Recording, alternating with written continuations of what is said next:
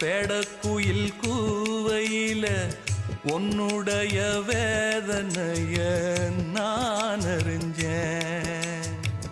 பொங்கலத்தில் மாலையிட ஒன்னிரண்டு தோளத்தோட என்ன தவம் செஞ்சேனோ என் மாமா.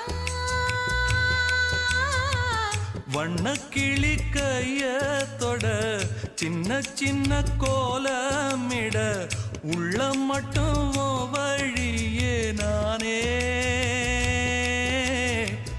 உள்ள மட்டும்